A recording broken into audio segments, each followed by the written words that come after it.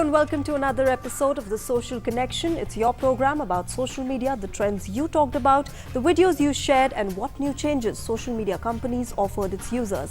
I'm Shreya Upadhyay and with me is Preeti Tiwari. Thank you, Shreya. Welcome everyone. In the next half an hour, we'll take you through the top trends, latest news and everything that kept the social media space busy. But first up, let's take a look at what we have in store for you this week. Debates over net neutrality hit social media platforms. TRAI issues public notice inviting comments till 24th April. European Union accuses Google of hurting consumers in web search case, says company's favorable treatment over its shopping services hurts competitors. And representatives from around 160 countries discuss cybersecurity issues, estimates cybercrime could cost $400 billion. This week saw heated debates around the freedom of internet usage after a top telecom company decided to charge extra for subscriber for the use of apps. Let's take a look on what exactly is net neutrality and the probable outcome if the scheme persists. The internet has revolutionized the way the world communicates, from recruiting employees to gathering data, from buying household items to booking our flight tickets. The ways we utilize the internet are numerous and has slowly become an integral part of our life. This week saw heated debates around the freedom of internet usage after a top telecom company decided to charge subscribers extra for use of apps such as WhatsApp, Skype and Viber. On 6th April 2015, Airtel proposed Airtel Zero, an open marketing platform that was aimed at allowing users access to various mobile applications for free, while the data charges were proposed to be paid by the application providers. The marketing proposition was that Airtel won't charge consumers but instead charge the marketers, who in turn would pay Airtel for hosting their mobile applications, and customers would not have to pay for the data for using such applications. Almost within 24 hours of this announcement, a campaign started against the Airtel initiative. Netizens argued that Airtel Zero is against net neutrality and operators like Airtel cannot control which apps to use and which apps to not use. Before going to the core of the ongoing debate, let's take a look at what we need to know about net neutrality and the probable outcomes if the scheme persists. In simple terms, net neutrality is the principle that all traffic on the internet must be treated equally by internet service providers. Net neutrality principles rule that internet service providers or ISPs should not discriminate online data by user, content, site, platform, application, type of attached equipment or mode of communication. Those advocating net neutrality believe that all bits of data are equal and therefore should not be discriminated on the basis of content, site or user. This has largely been the default mode since the internet started. Net neutrality has vast implications for starters, especially for startups, many of whom are dependent on the medium for the success of their business. Smaller enterprises will not be able to pay for operators' data fee, and this will lead to an unhealthy collusion between big enterprises and the operator. Netizens and activists fear the discriminatory pricing proposals that could take place if India abandons its stand on net neutrality, and users will be the one to suffer.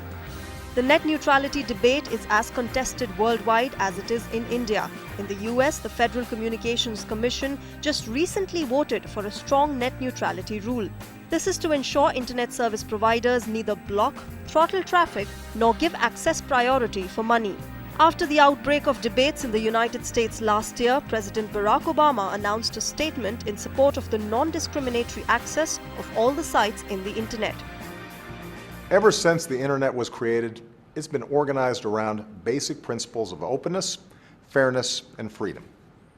There are no gatekeepers deciding which sites you get to access. There are no toll roads on the information superhighway.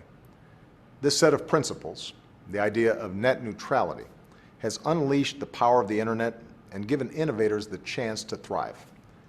Abandoning these principles would threaten to end the internet as we know it. That's why I'm laying out a plan to keep the internet free and open. And that's why I'm urging the Federal Communications Commission to do everything they can to protect net neutrality for everyone. They should make it clear that whether you use a computer, phone, or tablet, internet providers have a legal obligation not to block or limit your access to a website. Cable companies can't decide which online stores you can shop at or which streaming services you can use.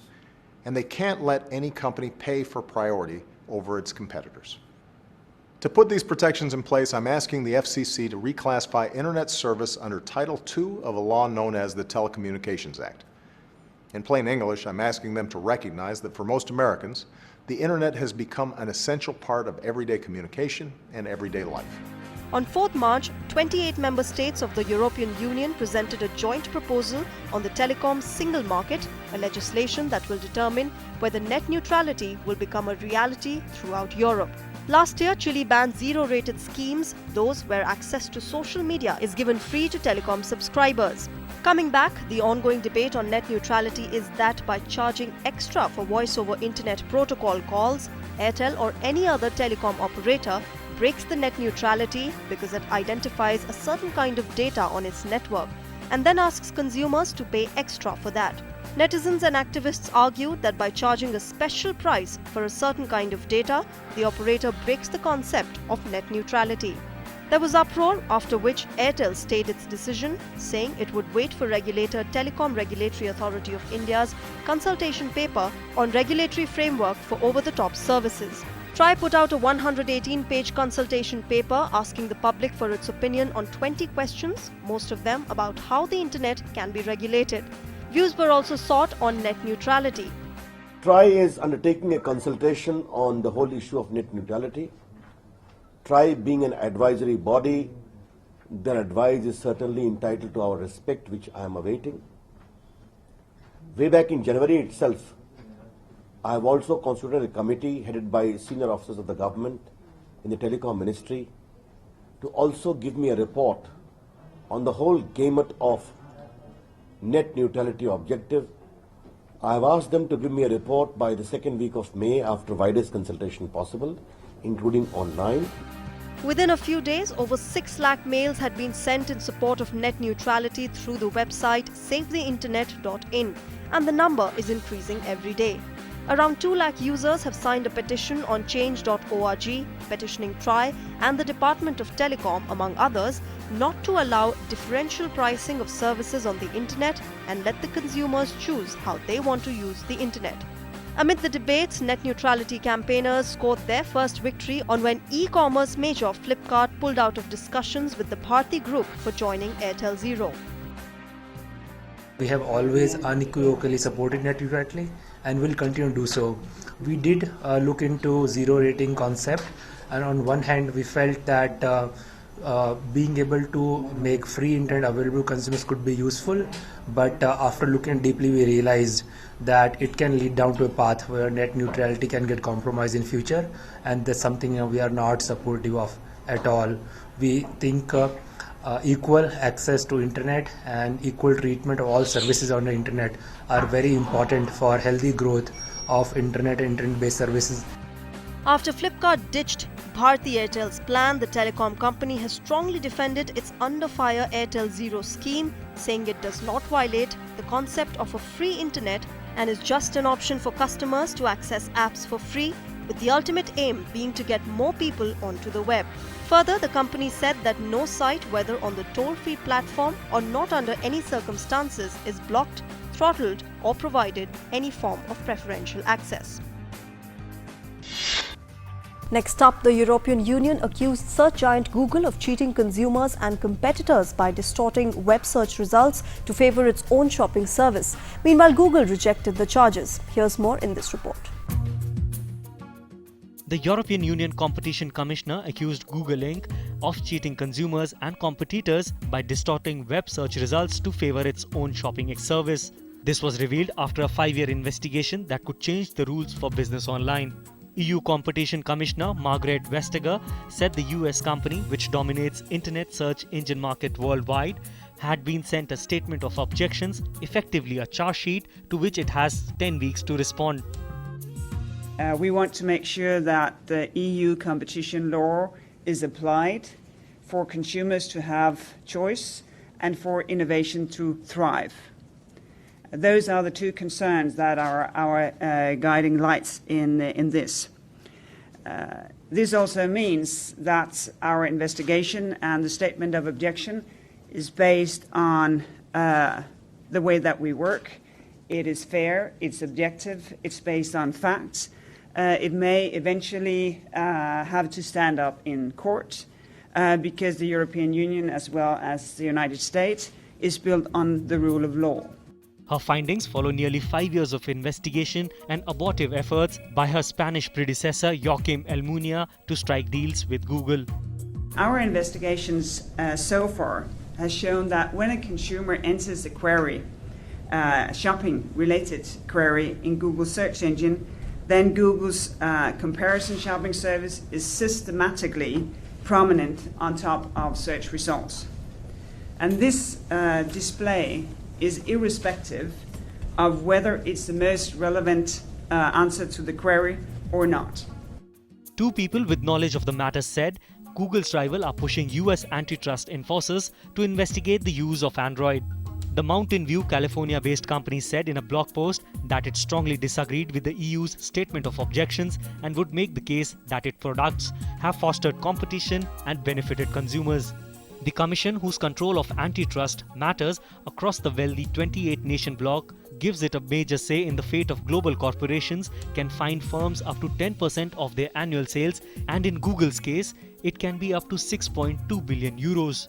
If it finds that companies are abusing a dominant market position, the EU regulator can also demand sweeping changes to their business practices, as it did with the US software giant Microsoft in 2004 and chipmaker Intel in 2009. Its record antitrust fine was 1.09 million euros on Intel. Representatives from around 160 countries gathered at The Hague to discuss cyberspace and cybersecurity, including the dilemmas and challenges regarding the evolution of the Internet. More details in this report. The Internet.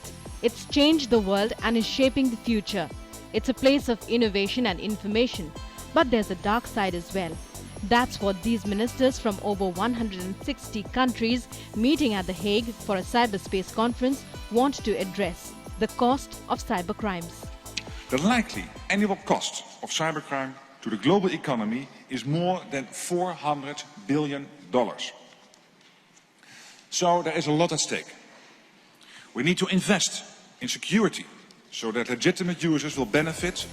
From eBay to JP Morgan Chase, high-profile cases of hackers seizing sensitive customer data from companies have hit the headlines in recent months.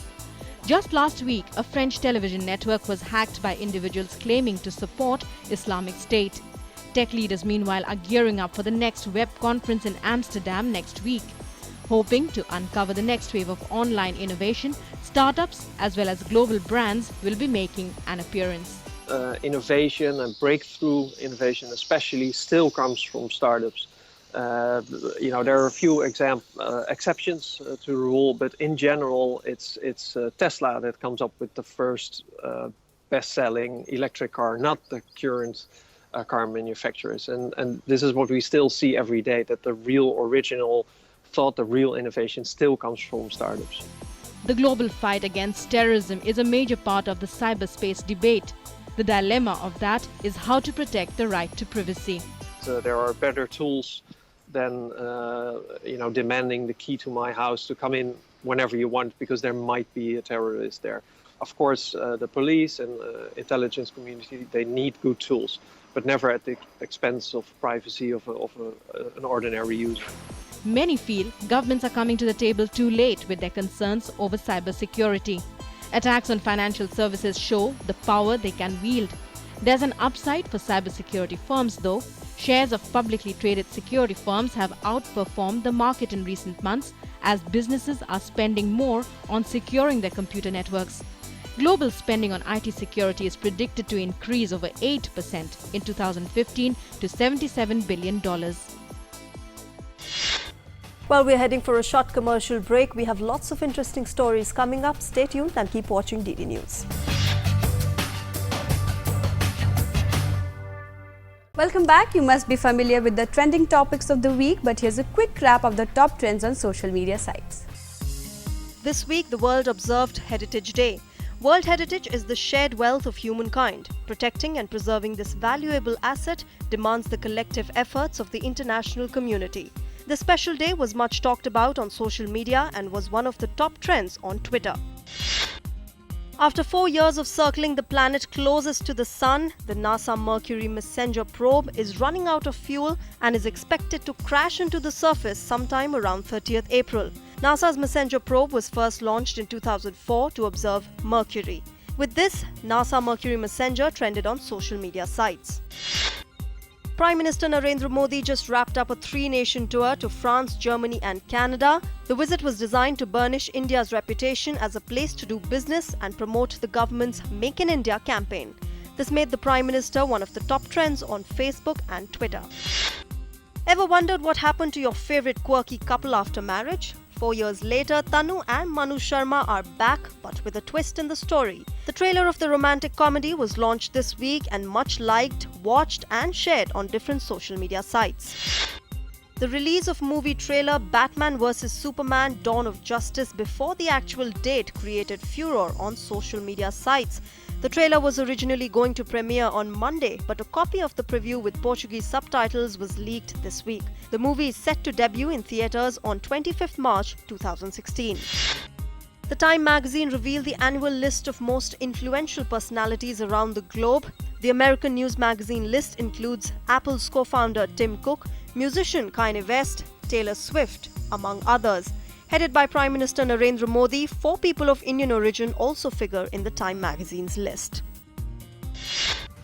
Moving on, in a good news for the Indian transgender community, an online portal offering them employment goes live for the first time in India's IT hub Bengaluru with an aim to transform lives and end injustice. Take a look. In an attempt to give chance to the members of the transgender community to work with other sections of the society, an online portal offering jobs to the minority community went live in India's IT hub Bengaluru this week.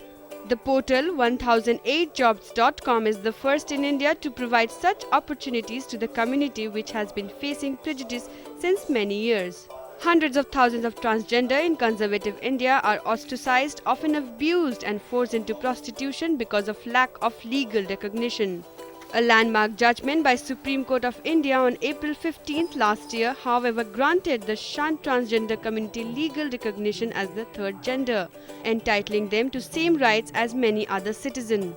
Earlier, they were forced to write male or female against their gender, but now they are considered OBC, that is, other backward class. The portal will appoint transgender staff members from each city to help job seekers from their community. The website aims to transform their lives, ending the injustice and abuse. Chief Executive Officer of the website, K. Prashant, said the motive behind launching this portal is to bring transgenders into the mainstream.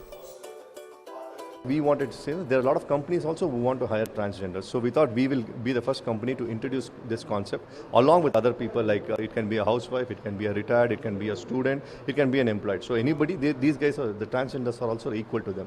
So we thought we'll give a platform for them to apply for jobs and also for the companies to get these sort of people. Meanwhile, a transgender activist, Akai Padmashali, said such steps would help the community overcome social and economic challenges. 1008jobs.com is one of the great opportunity in the entire country.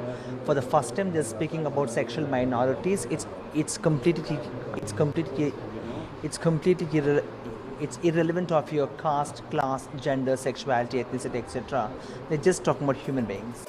However, it will be a little difficult for the transgenders to access the portal as many of the community members are school dropouts and many do not have access to internet.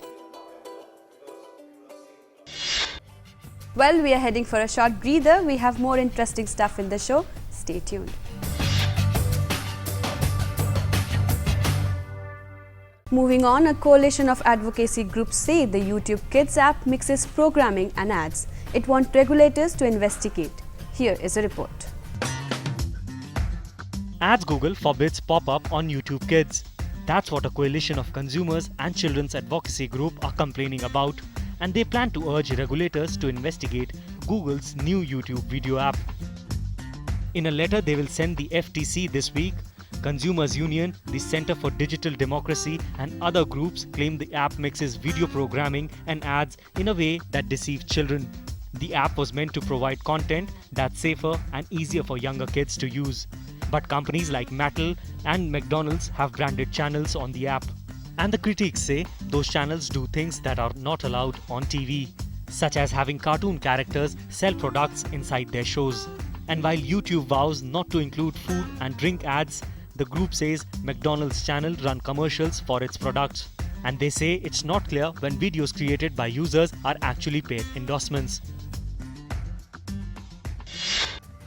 Well, this is the end of our show. Continue sending in your feedback, comments as you have been on ddnews.com, @gmail.com, on our Twitter handle ddnews live, our Facebook page or on our YouTube channel. That's right. Before we sign off, we leave you with an interesting video. See you again next week. Thank you and goodbye.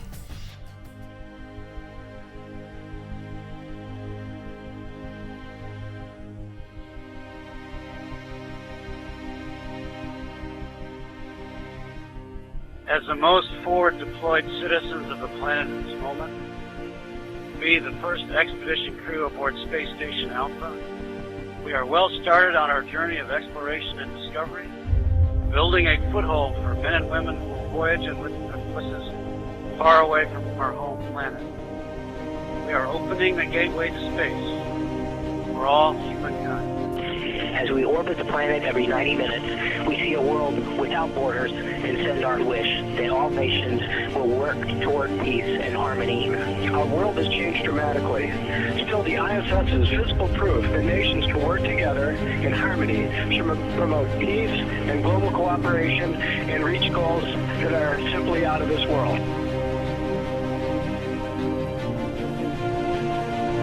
This night, I'd like to share with all our good fortune on this space adventure, our wonder and excitement we gaze on the Earth's splendor, and our strong sense that the human spirit to do, to explore, to discover has no limit.